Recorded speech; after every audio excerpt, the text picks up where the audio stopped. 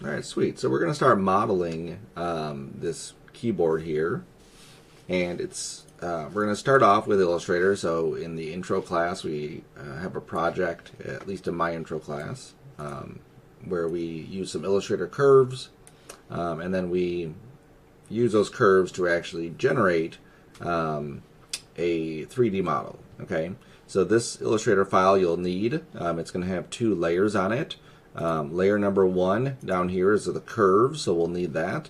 And then when we get into texturing, we'll need this texture one. Okay. Now this is a square document, just so we can see the setup. It is 1280 pixels by 1280 pixels. Okay. And let's turn the curves on. And we're going to use Autodesk Fusion for this. Okay. And for Fusion, I need to export out this layer, like it is, as an SVG. Okay, it's just a format that this software can read. So I'm going to go and let's just make a folder real quick. So I'm going to go to my D drive. This is where I'm saving my stuff on this computer. Is I have this D drive, P drive. I have my fall 2024 folder. I have my 2520 folder, and then inside here I'm going to make a new one that says keyboard underscore Sarcona. That way we know what it is, we know whose it is. Okay, and then inside here I'm going to make a folder, and I'm going to call this one source images. Okay, and that's where I'm going to put that. And I like to do this. I'll click up here in this blank area, and I can just copy this. And then when I come up here and click and paste, it'll go right to that folder. So now I'm going to call this one Keyboard Curves. And I'm going to make sure the type is changed to this SVG. Okay. And if I had multiple artboards, which I don't, I just have the one, then I could use the artboards and actually just export out that individual piece. Okay. So I'm just going to save this. You'll have another pop-up in a second. Yep, that's good. And then I'm going to go to Fusion. And this is typically how it starts up. Like you may have projects here or whatever. Like these are different projects that I've built. This keyboard is actually right there. So that's my tester one to make sure everything worked. I'm going to go up to, let's just close this. I'm going to go into, make sure I'm in the design area here. And I'm going to insert, and I'm going to insert an SVG. Okay, now this is it wants to know where am I getting this from, so I'm going to insert from computer. Again, I can paste that location, and it just makes it a lot easier for me to get here. And then in this one, it wants to know which plane I want to put it on. So this is like, looking straight at it. This is the side view, and then this is the top view. So I'm going to click that, and then what it'll do is it'll bring it in. Now we can't see it at the moment, but I'm just going to middle mouse button, drag, and then scroll wheel, and we can then see it. Okay, so there's our keyboard. So it brought it in as curves right here. Now you'll see that it also brought in all of these other pieces. I don't need those other pieces, so I'm not sure why it brought those in, because these are turned off. At least I'm pretty sure they're turned off. Just double check. Turn off that image at the bottom. Let's try that again. Let's go here. Keyboard curves, yes.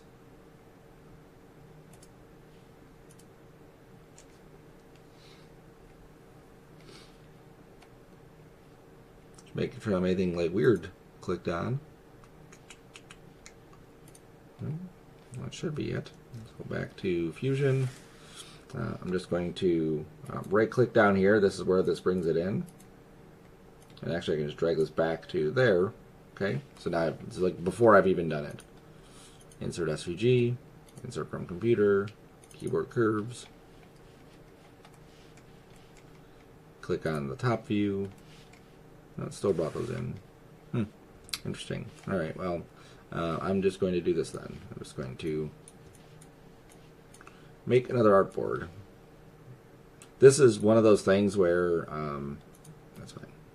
where just glitches in the software or things that just don't want to work out correctly. Just it happens. It happens sometimes. So when I drug this over, you'll see that it didn't duplicate the hidden layer. Okay, so I'm just going to delete my curves from this one, and that way I have like two layouts here. Okay, they're already in the same spot. So now when I go to save as, now we can click on the keyboard curves. I'll say use artboards and just do range number 2. Okay, that way it only exports out this one.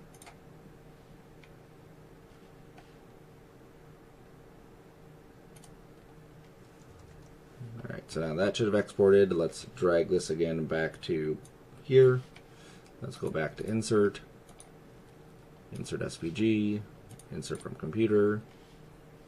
Yep, so here's the original one was 678 kilobytes. This is 7 kilobytes. So I'm just going to right click and delete that one, and then bring in the other one. Again, make sure I click on the top view, and then there it is. Sweet. Okay, so now I'm just gonna hit finish sketch. Okay, now we'll see down here, like as I was dragging this back, we have these other pieces. Once I start doing other stuff, these will probably delete. If not, I can right click and then hit delete on these. Okay, you can't do it when there's only one, but when the other one's there, I can. So middle mouse button pans us around. Scroll wheel lets us zoom in and out. The controls are down here too, so you can see like here's pan. I can click that and pan, or I can click this and zoom in and out.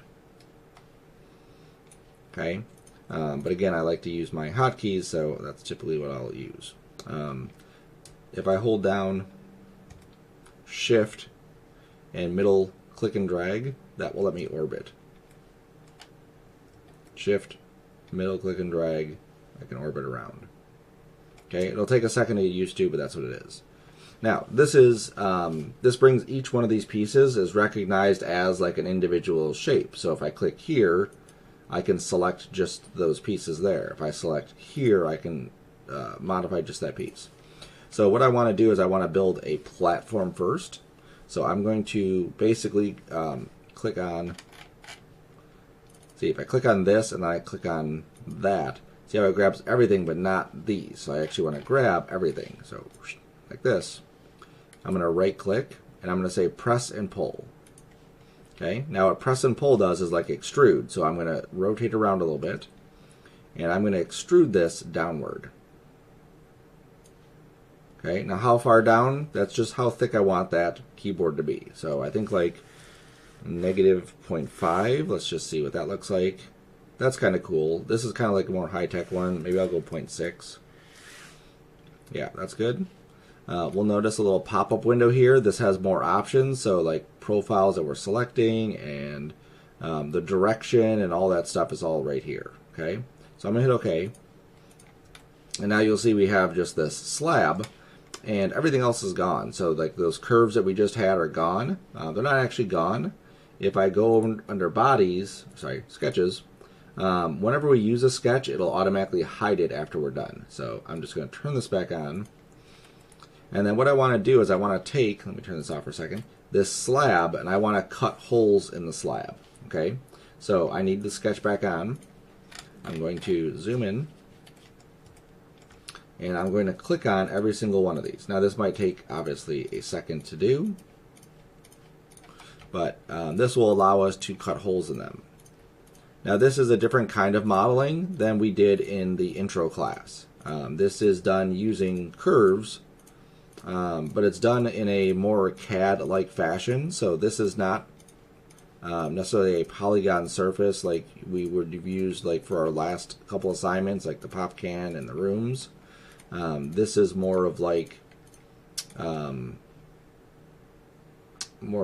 my class, the arcade system. Okay. So I'm going to take this.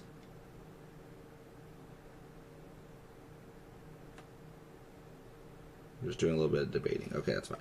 I'm going to take this and I'm going to say right click on this blank area, do press and pull again, and then Shift, rotate around so I can see it. So now this again, if I pull this up, this will create new surfaces. I don't want to do that right now. I want to actually pull this down into that. So I have like a little like dip into it, okay? And we'll see the operation is now cut. When we did it the first time, it just said new body, which I can go here and say new body, but I actually want to cut into this area. And it also has objects to cut, so if there's more than one object there, I could uncheck one and check another one. So I'm going to pull it down just a little bit more, and then just hit OK. Awesome. So now we have our keyboard with like holes in it, which is awesome. And our sketch is still there. Because we turned it back on, it still stays on. Now I think I want to go to this here, and I want to press and pull this. So I'm going to go to press and pull on that curve here. And this is what's cool about it. Just try it out and see what happens. I'm going to pull this down. And what we're going to see is that it's going to cut. And because these were perfectly aligned, we should have just a little step down. Hit OK. Let me turn the sketch off. And so now we have this like notch. Okay, this gives it just a little bit of design versus, you know, obviously not having that there could look kind of boring. Okay. Now you might say, like, can I grab this and press and pull? Well, try it out and see. Look at that. Okay, so there's a lot of stuff we can do, just modeling wise. Cool. Now let's bring the sketch back. Now I want to give each one of these areas here a little bit of a bevel, okay, just so there's like a little bit of a roundness to it. So what I'm going to do is I'm going to turn the sketch off for now because I don't need the sketch on. But each one of these areas where we have a hard edge, I want that to have some rounding, smoothing to it. So I'm going to right click, and I'll see that there's not, like, every option is not here, okay? This is the one we need to fill it. But every option is not going to be where we need it. So if we hit the S key, S for Samantha, we can type something in. So if I type in fillet, there it is, fillet. Then we can select what we want to fillet. So I say, okay, I want to fillet this, and I don't have to hold shift. I want to fillet this, and I want to fillet this. Okay, so I'm going to fillet all three of these. Okay, and again, I kind of get close to this and kind of look at the angle, and I'm just going to drag this. So I go this direction, nothing's going to happen. I go this direction, there it goes. Okay, now it's a very small area. If I go too far, these fillets are going to bump into each other and give me an error, which is what we're seeing in the bottom right. So I'm just going to go and just do a little bit of a bevel, like that. I think is good. 0.035 is what I have. I'll hit OK, and then just kind of inspect and say, yeah, I do like that, I don't like that. Let's say I don't like that. Okay, down here where we saw these other things, this is basically the history of all the stuff that we've done. So if I go to this and I just click on it, it'll highlight it, which is what it's showing us what parts it is. If I double click it fast enough, it'll actually bring open the menu, bring back the arrow, and then I can go over here and say I want this to be actually 0.025. I think that would look nicer. I hit OK, and now we have this a little bit tighter of a bevel fillet type thing. Okay. So now I'm going to add a bevel fillet to all of these buttons. So I'm going to hit S again. Here's fillet again, so like I can just go to that. I don't have to retype it in. And then I'm just going to try to grab all these pieces. So if I rotate around and sometimes you can click and it'll hit it right on to where you need. Other times, just like everything else, you just got to go through and individually click. You don't have to hold shift. I'm always in the habit of holding shift. If you accidentally click something you don't want, like I don't want this bottom one here, just click it off again. There we go. And then go through. Now I'm not marqueing this because I don't want everything to be selected. I just want these bits selected. Now the best thing about this tool is that it's literally this simple. Once we understand how these shapes work, there's so much stuff that we can do inside here by making a very quick, accurate-ish. You can make it accurate, but I do accurate-ish surface that looks very high detailed very quickly. Like one of my challenges when I first started learning this software was to go through and do like a model a night. So I would just look at some random stuff like a USB. Oops. Apparently I can't talk and click. A USB drive, and I would model a USB drive, and then I would model a coffee cup, and then I would model just, again, random stuff. All right, so I have all my pieces selected. Let's zoom in. Let's click and drag. Okay, now this one we're hitting a lot quicker. Okay, so this is like we're hitting that threshold because, again, when we start to bevel these or fillet these, if these get too close, you'll see it just glitches. Okay. So maybe this one we want to just type it in, 0.05. Okay, 0.05 is not good. 0.01. Okay, 0.01 is good. Maybe 0.03. All right, 0.03 is kind of like right at the threshold. I don't like how close these are, so maybe 0.02. All right, that's good. Just something light, just so we have a bevel right there. Okay, so that's already, that's beautiful. I love that.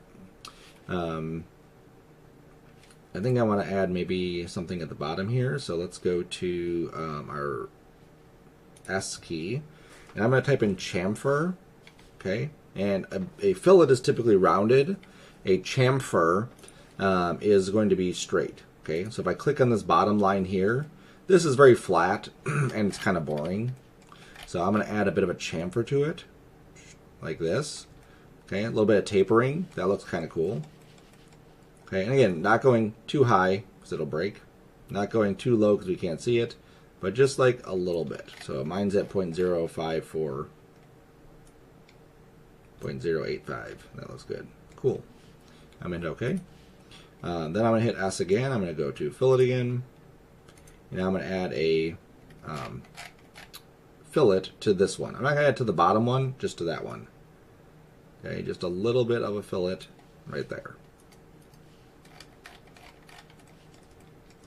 Okay, now if we were to try to model this in Cinema or Maya or any other software, like straight up modeling it, this would take a lot longer to do. Okay, yeah, that still works. Okay, cool. This part here is the hardest part. Like, that's it. Let's go back to our sketch. Okay, now I need to actually bring these buttons to life. I need to like make them exist. So I'm going to click, shift click, shift click.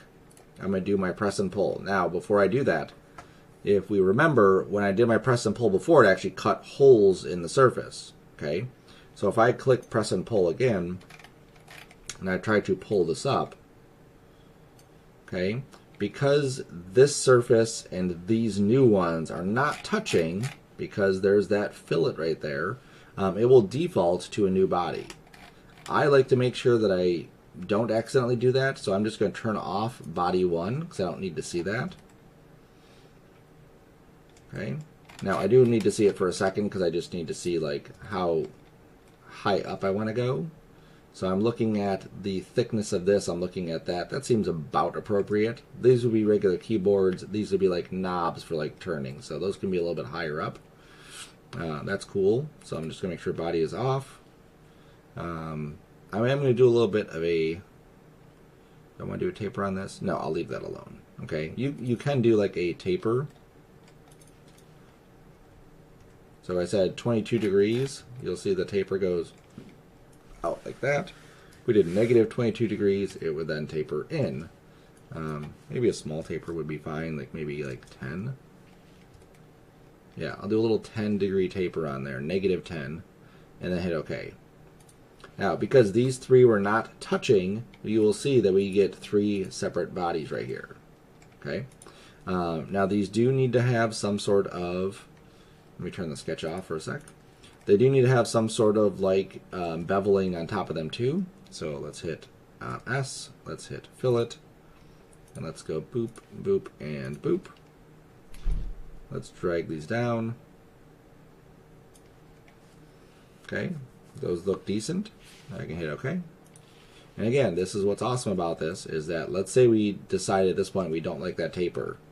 I go back to where I did that extrude, double click, and I just say, nope, no more taper on here, put this to 0, and we get the taper to go away.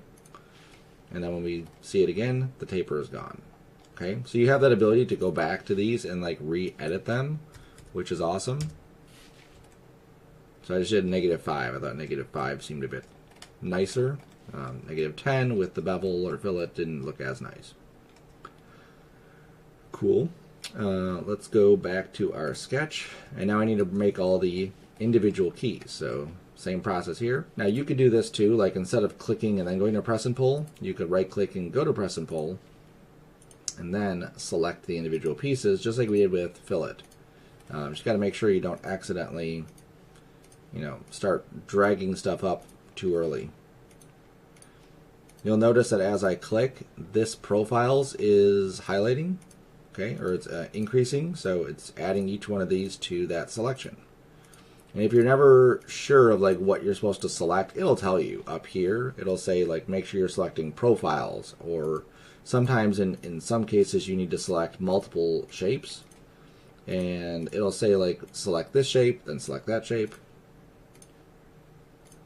And again, this is a huge program. This is like people learn this program for modeling actual car parts or stuff for movies. All right, there we go. We got everything. Body is turned off.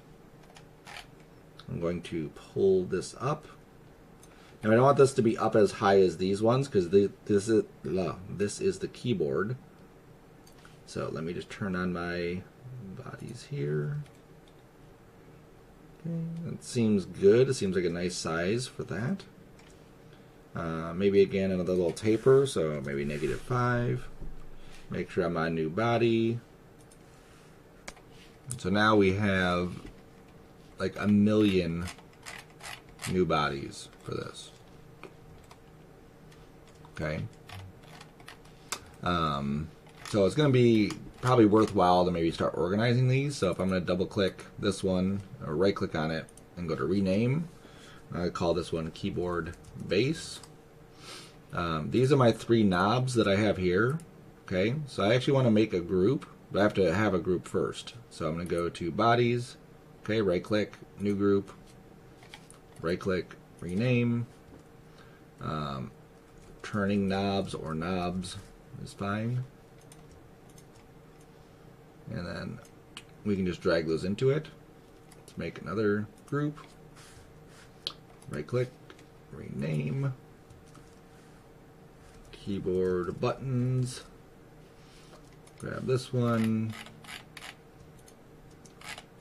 Shift click the very bottom one and drag this into keyboard buttons. Okay. So now we can turn off keyboard base if we need to, turn off the keyboard buttons if we need to, and turn off keyboard knobs if we need to. Okay, so it just makes it easier for us to keep those things organized, especially when we do our texturing and stuff. So I'm going to turn off the buttons and the knobs for now, turn off the sketch. Okay, and just like before, these are, flat. We want to have some sort of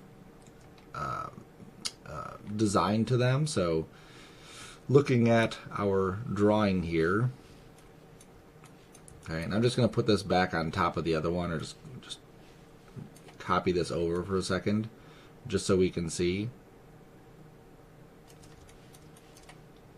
Let me just slide this right there. Okay, so this is stay center. That's how I know where it is.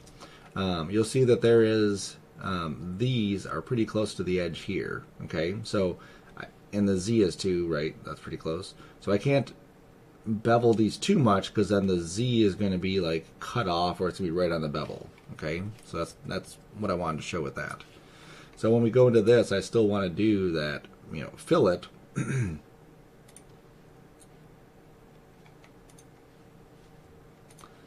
then again, click, click, click.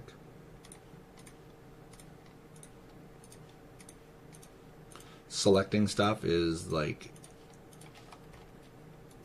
the longest thing of most of the things that we do. Just making sure we've selected the right thing. Now I could also select like the face. Okay, like I could click that and it would still work. But I just want to be consistent, just in case for some reason there is something different that would happen if I clicked a face versus that. So if I was going to do faces, I would click on all the faces. Or if I was going to do edges, then I would do all the edges.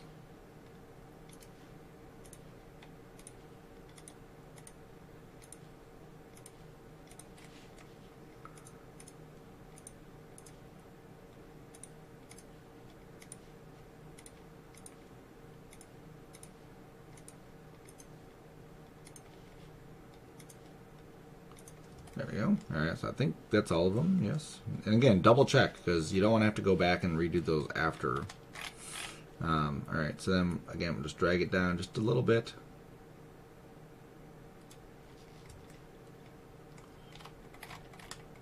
And then hit OK.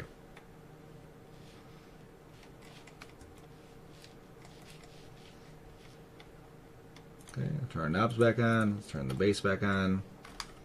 There we go. Our 3D model is done. And the last thing we need to do is just save this. We haven't saved a single thing. So take Control S. This will save it into your project folder. I'm just going to call this Sarcona, or keyboard Sarcona. And then hit save. And if you hit Control S again, like let's say we do something. Well, I have to actually do something. Let's go here. We'll hit OK. We'll turn this off, turn this back on. Okay, hit Control S. It'll say, do you want to save this other description? So you could add, it's like the save as, like you can add multiple versions of this. I'm just going to hit that. Okay, so there we go. So we're just going to save that, and then the next steps will be getting into the rendering part of it.